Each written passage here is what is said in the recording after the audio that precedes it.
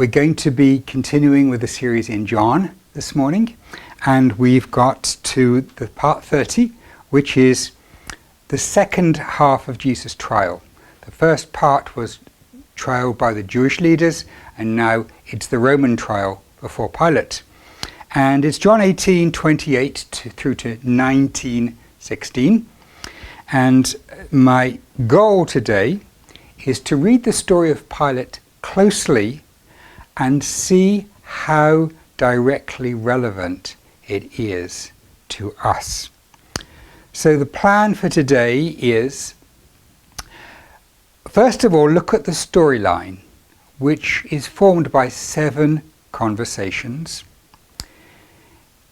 Then we're going to walk with Pilate through this story. He's the common factor through every part of this story. And then we're going to ask, how do we respond to a similar challenge to Pilate's? So, quick overview, structure of John. It falls into 2 halves.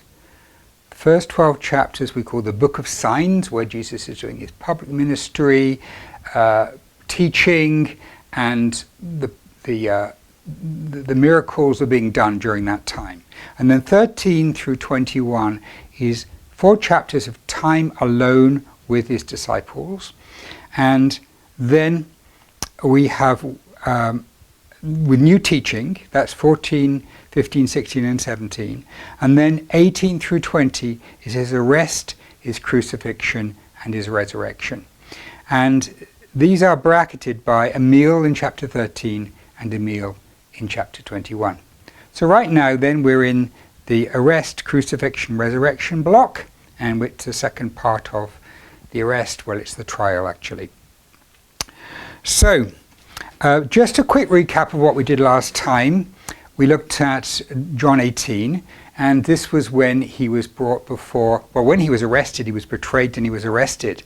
And some points we had from that is the sequence is he's betrayed, he's arrested, he's abandoned, he's denied, and he's abused.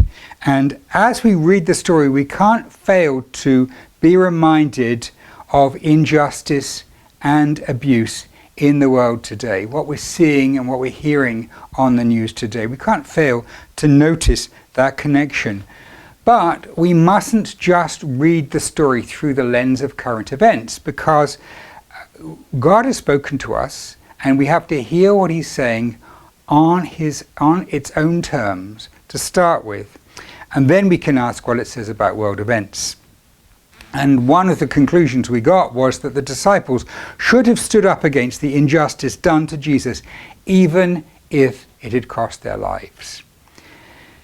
So we should not be passive in the face of injustice. But the main message, the main takeaway, the main thing that came out of the last time is just appreciating what it was like for Jesus to love at this moment. Jesus was there in this intimate place in the garden where one of his closest people, disciples, came and betrayed him. And then his followers left him, his disciples left him, one of them betrayed him in a terrible way, and then the people that he came, the nation that he came to give his life for, was turning against him in every way. And so the run-up to Jesus' crucifixion wasn't just a display of love from the people he was going to die for, but actually hostility and abandonment. And it's at this point he gives his life. And the core of following Jesus is to love our enemies. The core of following Jesus is not to love the people it's easy to love, but to love those whom it's hard to love. And so I suggested you go into a quiet place and ask Jesus what it was like for him at this point, and ask him to bring to your mind how his love could flow out of you in your life situation right now. So that was a takeaway from last time, and I want to move on then to look at the storyline for today. And I want to look at these 7 conversations. So we're going to read the passage in a minute, but I want to give you some things to notice when we read it. And if you read it again and again and again, as I've done, and printed it out and highlighted it and read it and highlighted it, things begin to emerge. And one of the things you notice is it's like stage directions. Pilate came out of his residence and Pilate went back into his residence, and there were 7 times Pilate moves in and out, which are markers for the story. Because when he's out, he's talking to the Jews, and when he's in, he's talking to Jesus. And so we get Pilate comes out and talks to the Jewish leaders. Pilate goes in and questions Jesus. Pilate comes out and talks to the Jewish leaders. And then we have a middle section where Jesus is flogged and mocked by soldiers. And then Pilate comes out and talks to the Jewish leaders. Pilate goes in and questions Jesus. And then finally he comes out again. And so the structure is very, very clear. John's laid out these very clear indicators for us that really, really clearly and neatly mark the development of the storyline.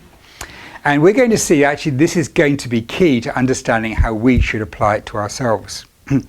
So if I want to dig a little deeper in these 7 steps and say, what's happening, we see something else remarkably symmetrical. So the conversations. The first one is leaders demand Jesus' execution. They begin this whole process while they're outside demanding his execution. And then Pilate questions Jesus about being a king. And then Pilate comes out again and says, I find no fault in him. And then we have the central section where he's flogged and mocked by the soldiers. Then, C prime, Jesus comes out and says, Pilate comes out and says, I find no fault. And then he goes in and questions Jesus, this time about being God. And then finally, the leaders are granted Jesus' execution. So there's a lot of symmetry in here. Everything matches. And it's going to be useful to see that. We'll see that the 4 times that Pilate comes out, each time he makes some sort of release attempt. And I'm just going to summarize them here. We'll see them in detail in a minute. But first time he says, why are you bothering me? Judge him yourself. That's the first one. And of course they couldn't put him to death themselves. The second was, I can free him or Barabbas. And that didn't work. Then, I flogged, humiliated him. How weak and pathetic he is. It's not a threat. That didn't work. And then finally, why would you want your king crucified? And that didn't work. Those is 4 release attempts. So that's an overview of the storyline of where we're going. And we're now going to walk with Pilate through this story. We're going to go through in detail, looking at what's happening in the story, and then we'll ask how we're to respond to it. So as usual, I've color-coded everything, and I'm going to explain to you in advance that Pilate, I've highlighted him with a yellow highlighter, and then Jesus is in green, the Jewish leaders are in red, and then I've inverted the black and white for the movement in and out. So let's have a look at this passage. And we're starting in John chapter 18 and verse 28. Then they brought Jesus from Caiaphas to the Roman governor's residence. It was now very early morning. They did not enter the governor's residence, so they would not be ceremonially defiled, but could eat the Passover meal. And it's interesting, I've highlighted that in turquoise there, because that little time marker and the reference to the feast actually marks the end of the whole thing. If I scroll down, you'll see it ends by saying, now it was about noon, and it was the day it was mentioned the Passover. So just one little comment about the Passover. This was during the Passover because Jesus was crucified at the end of the Passover week. So this would have been the Friday, Saturday would have been the Sabbath. So notice that they wouldn't enter the governor's residence because they didn't want to be ceremonially defiled. What irony there. They're going to do the wickedest thing. They're going to sell out and murder the Prince of Peace. And yet they're worried about breaking a law which isn't even in the Old Testament. It's a law they've added themselves about, not being able, going into a Gentile's home and therefore not being able to celebrate the Passover.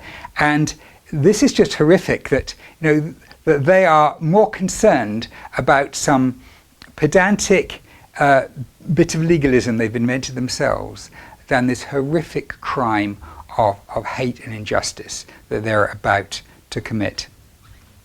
So Pilate came outside to them, and you have the first of these transitions. And then we have, he said, "What accusation do you bring against this man?" They replied, "If this man were not doing evil, we would not have handed him over to you." What kind of answer is that? Well, they had already must have contacted him to get the Roman guards that they used to arrest him with. So there must have been some conversation beforehand, but this is their replies highlighting the injustice and the fact there's no substance to any of their accusations. Pilate told them, "Take him yourselves and judge him by your own law." The Jewish leaders replied, "We cannot legally put anyone to death." And then there's a note John puts in, "This happened to fulfill the word Jesus had spoken when he'd indicated what kind of death he was going to die." In other words, this is not an accident. John is reminding us, plans haven't gone wrong here. This is totally according to plan. But you can see Pilate, to start with, thinks, I can just tell them, go away and judge him. But they say, no, it's a capital offense. And technically, that was reserved for the Romans to do capital punishment. The Jews didn't have the authority to do that, and they're saying, no, this is going to require death, you have to do it. Although, of course, we know that even though that was the law, they would still try and stone people to death if they wanted to. So, but they wanted him crucified. They wanted this public, so they needed Pilate for that. So that's the first conversation. And then we have the second one. Pilate goes in and questions Jesus about being a king. So this must have come up before. So Pilate went back into the governor's residence and summoned Jesus and asked, "Are you the king of the Jews?" Jesus replied, "Are you saying this on your own initiative, or have others told you about me?" Now this is very interesting, because what's happening here is that Jesus is really asking, are you actually interested in this? Is there something in your heart here? And the extraordinary thing about this story is that Jesus is actually evangelizing Pilate and giving him a chance at this point. Amazing, but he is. And so he's saying, is there anything that's going on there in you about me being a king? Pilate kind of dismisses this. Am I a Jew? Your own people and chief priests handed you over to me. What have you done? Jesus replied, "My kingdom is not from this world.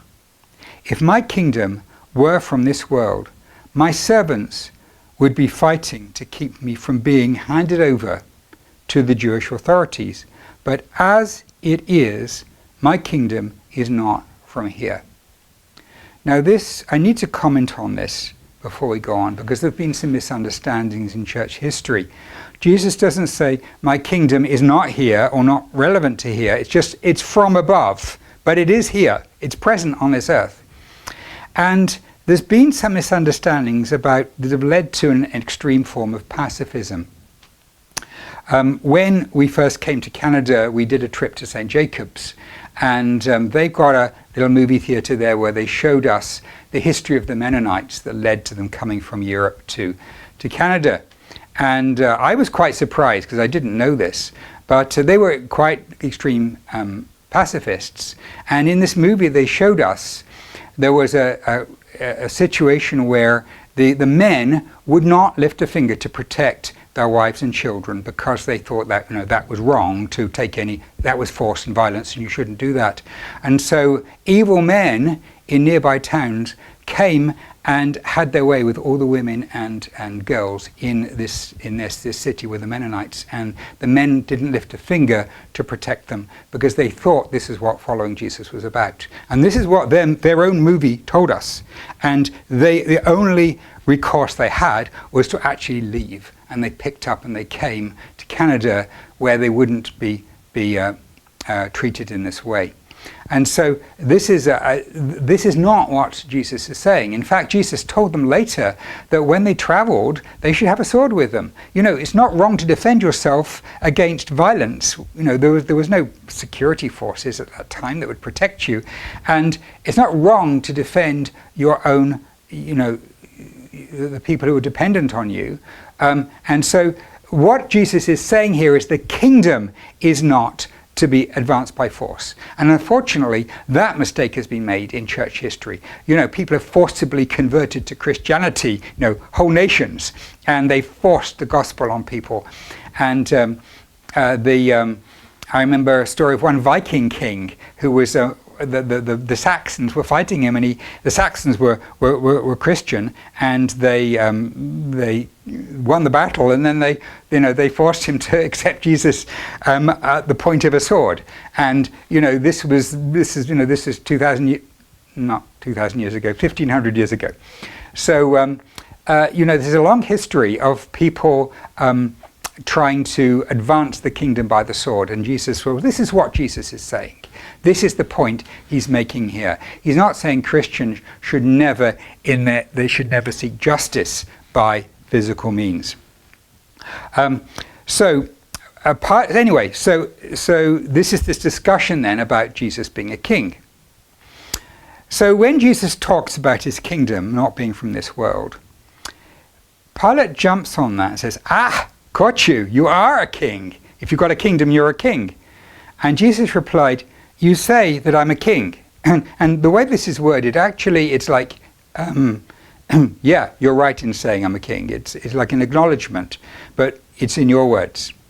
For this reason I was born, and for this reason I came into the world. And the reason is to testify to the truth. Everyone who belongs to the truth listens to my voice. Pilate doesn't want to go there. What is truth, he says. I'm not in for philosophical discussions at this point. This is getting a bit too much for me. But his statement actually echoes what we call postmodernism nowadays, which is the idea that there is no such thing as objective truth. There's your truth and there's my truth. But you can't say one truth is right and another truth is wrong. And the trouble with that idea, it can sound, intellectually very accepting. The trouble is, it erases any idea of right or wrong. Because you can't tell anybody they've done anything wrong, because they can say, well, in my truth, that is right. There's nothing wrong with that in my truth. And so it's actually a horrific, unworkable set of principles. The only workable thing is if there is a source of truth, a source of what is right or wrong. How can I say it's right to do this? It's wrong. This is just. This is unjust. How can I do that unless there's a standard? And Jesus says, I am the standard. That is incredible. That is amazing. Jesus says he is the standard of truth. And this is going to be a point we're going to come back to later. But the key idea I want you to see here is that there's an interchange going on between Pilate and Jesus, which is quite subtle, because Pilate has some interest until it gets a bit much for him, and it begins to involve him. Because if he's just determining is Jesus claiming to be a king or not, that's fine. But if if Jesus is saying, I am the source of truth, that could make some demands on Pilate, and he feels threatened by that, and he drops it. But he's not rejecting what Jesus is saying completely here, because at this point he's decided that Jesus is innocent. So what happens then is that he comes out to the Jewish leaders, and this is the second time he comes out, and he says, I find no fault. When he had said this, he went back outside to the Jewish leaders and announced, "I find no basis for an accusation against him." So he comes up with an idea. So this is his second idea for how to get Jesus off. "But it is your custom that I release one prisoner for you at the Passover. So do you want me to release for you the King of the Jews?" And they shouted back, "No, not this man, but Barabbas." And Barabbas was an insurrectionist who'd been shortly before that captured and condemned to death, we understand. And so Pilate's a bit perplexed here, because usually if he's their king, you would expect him to be supported by them, but they don't. And so his idea falls flat on its face.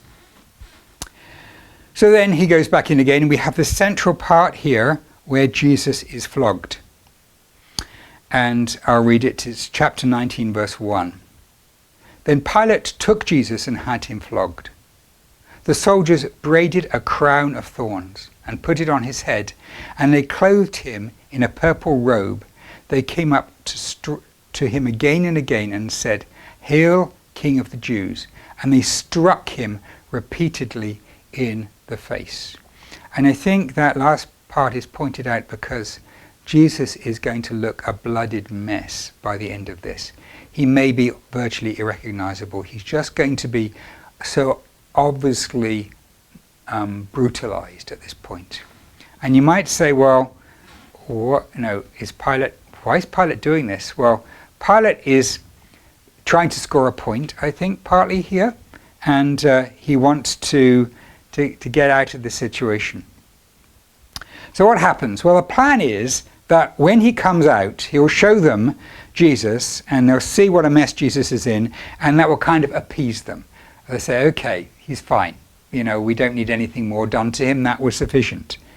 And so we read, "Again Pilate went out, and he said to them, 'Look, I'm bringing him out to you, so that you may know that I find no reason for an accusation against him.'" Now, this is the injustice of it, that he's been flogged, and there's nothing against him. This just horrific, the way this justice is working here. "So Jesus came outside wearing the crown of thorns and the purple robe. And Pilate said to them, 'Look, here is the man.'" In other words, just look at him in his humanity, in his weakness. You worried about him? When the chief priests and the officers saw him, they shouted out, "Crucify him, crucify him." Pilate said, "You take him and crucify him. Certainly I find no reason for an accusation against him." Well, of course, they couldn't do that legally. The Jewish leaders replied, "We have a law, and according to our law, he ought to die because he claimed to be the Son of God." When Pilate heard what they said, he was more afraid than ever. Why was he afraid? What's he afraid of here? Well, it turns out that Pilate has got some fear building on both sides. As we'll see, there's a contest going on within Pilate, which is the scariest solution. And suddenly, a scare has come up on this side. Claims to be the Son of God. Now, Pilate wouldn't have had a concept of a single deity with a son, but nevertheless, he would believe in all kinds of divine powers, and here, they would have the concept of like a God appearing on earth, and here's this kind of God man, and they would within their pagan system, they would have that concept, and such a person could be very dangerous. So he thinks, oh dear, I knew there was something odd about this Jesus. Maybe I've got to be careful. So, and he went back to the governor's residence, into the governor's residence, and said to Jesus, "Where do you come from?" In other words, what's your origin? What's going on here? But Jesus gave him no answer. So Pilate said, Do you refuse to speak to me? Don't you know I have the authority to release you and to crucify you? And he's kind of angry. I would guess that Jesus is ignoring him. And then Jesus said, you would have no authority over me at all unless it was given to you from above. Therefore, the one who handed me over to you is guilty of greater sin. Somehow, we don't know if it was the way Jesus said this, or resonated with him, or something happened, but this terrified Pilate, because he realized he was dealing with something more powerful. And Jesus is actually being very gracious to him here. It's actually quite interesting that Jesus is being more straightforward with Pilate than he is with the Jewish leaders or any of the outside people apart from his own disciples. Partly because at this point he's going to be killed anyway, but he's very clear with Pilate about, he's not giving metaphors about the truth, he's speaking directly. And it seems that this increases the tension within Pilate, because it says from this point on, Pilate tried to release him. Why? Because he was scared, I believe. We go back to the last section. It ends with saying, when Pilate heard that what they said, he was more afraid than ever. So I think he's scared now. The trouble is, he's scared on both sides. He's scared of Jesus. He's also scared of these Jewish leaders. So we're coming back to the end of this now, the last section, which matches the first one where they demand his crucifixion. But the Jewish leaders shouted out, if you release this man, you are no friend of Caesar. Everyone who claims to be a king opposes Caesar. Now this turns out to be their trump card. They shouted this from the outside. Pilate heard this inside. When Pilate heard these words, he brought Jesus outside and sat down on the judgment seat in the place called the stone pavement, Gabbatha in Aramaic. And then it says this, it was the day of preparation during Passover about noon. So he's giving us a time span of how long this took. This actually took quite a while, a couple of hours, 3 hours maybe, for this whole process to take place. It's job to give precise time, because in those days they didn't have watches, they didn't say time precisely, but John's trying to say to us, this took a few hours to happen, this whole thing we've been through. So what's happening here? This thing about Caesar. Well, Caesar at that time was a bit paranoid. And there had been some cases where people had managed to get rid of leaders by making complaints against them, and Caesar is paranoid, would kill the leader. And so this was a real threat that Pilate's position could have been destabilized. And he gets it. Pilate said to the Jewish leaders, and this is his last attempt, look, here is your king. And it's kind of like, what are you going to do? Then they shouted, away with him. Away with him, crucify him. So Pilate asked, shall I crucify your king? Like in a mocking way. I'll crucify your king, that's all, all you've got, this pathetic person.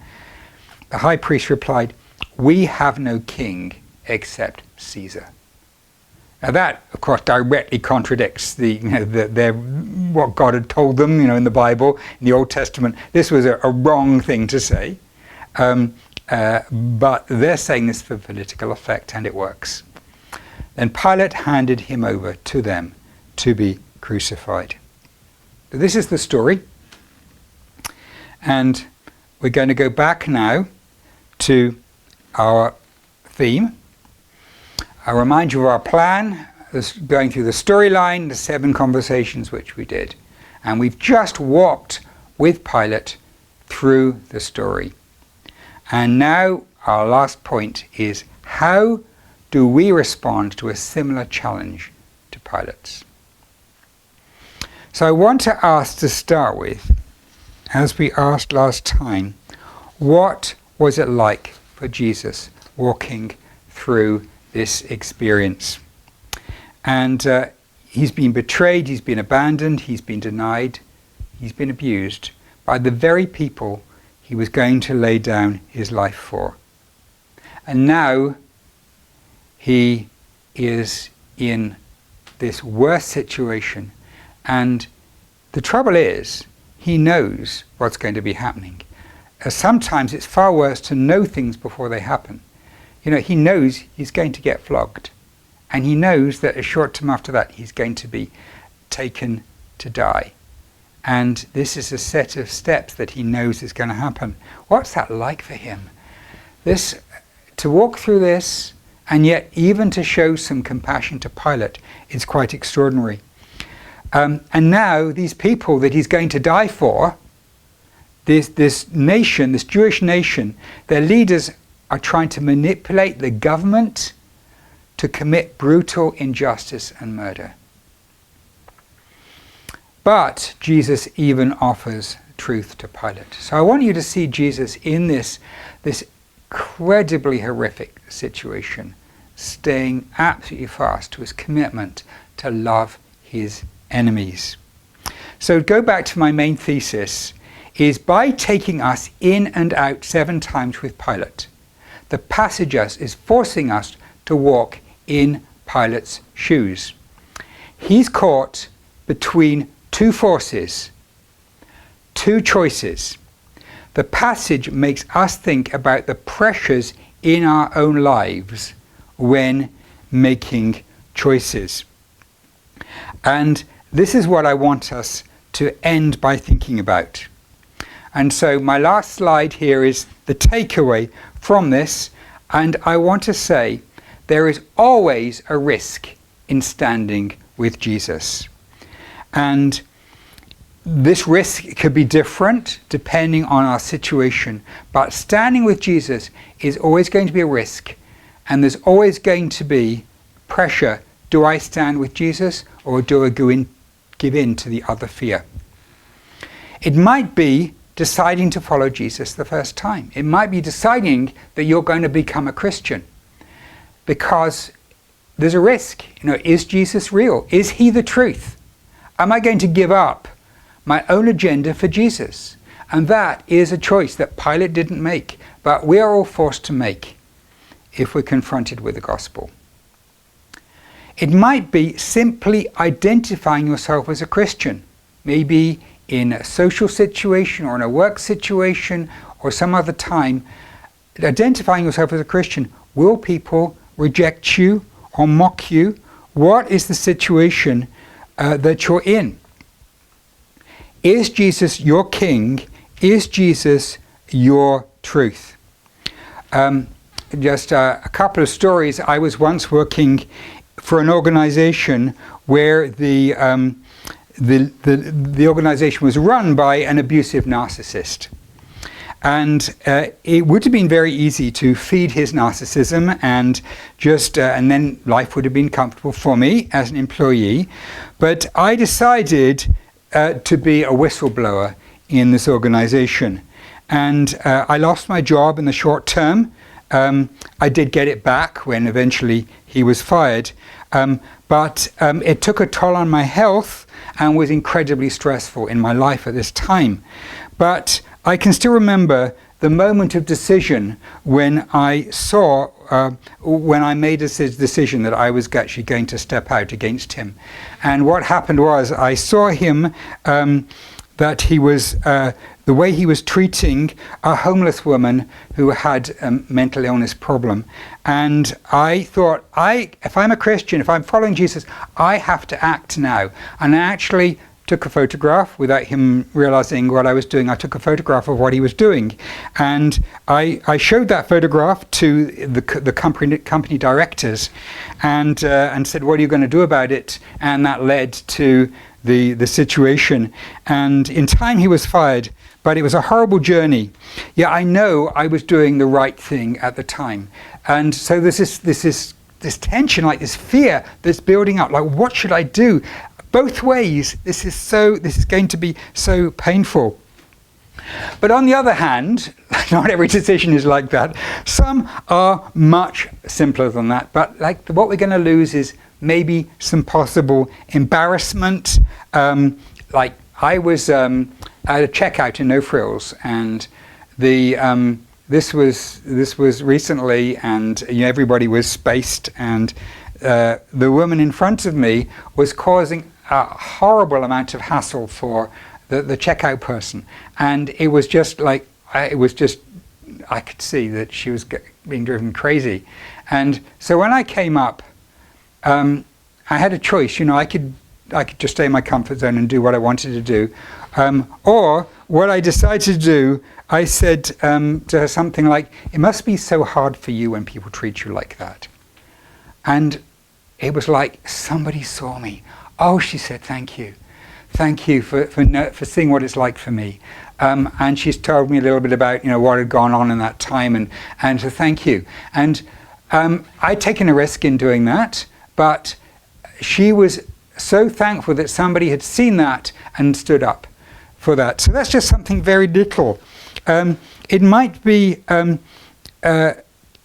something, again, it might be something different. It might be a temptation in your life that you keep falling into sin in some way, and you have to make a choice. Am I going to fall into that sin repeatedly, or am I going to take Jesus as my king? If Jesus is your king, then you do his will, you obey him. And that is the choice that you have to make. Is he going to be your king? It may be that it's not so much a sin that you're doing, but you're just being half-hearted in your Christian life. And Jesus is challenging you to do more. He's challenging you to step in to something more. And the question is he your king? Because this is what he said to Pilate. I am the truth. This is the reason I came to the world, that I'm the truth. Are you going to accept that, or are you going to accept the choice of comfort and safety, which is the choice that Pilate made? So I want to say, and what do you want to ask you to pray? What do you want me to be doing right now, Jesus? Because if he is your Lord, then you need to ask him what you should be doing. And generally speaking, my experience is, I asked him this question myself, and very often I actually know what I should be doing, but when he says it, I go and do it. But this needs to be, I think, more of a conscious choice for us. And if I want to leave you with one thing this week, is to leave you with the fact that this is an ongoing choice. You're constantly confronted with the pressure, the tension of the world of, am I going to stay in comfort, or am I going to take a risk? And the call of Jesus to be your king, to be your truth. And this is the walk that Pilate failed, that this passage is calling you to do. Are you going to walk with Jesus in his truth today? Let's pray. Thank you, Jesus, that you died for us. And you didn't just die, but you demonstrated a life as an example for us, walking in the truth, walking in love and loving your enemies. Please help us to follow you and show each of us what this looks like in our lives right now. We thank you in Jesus' name. Amen.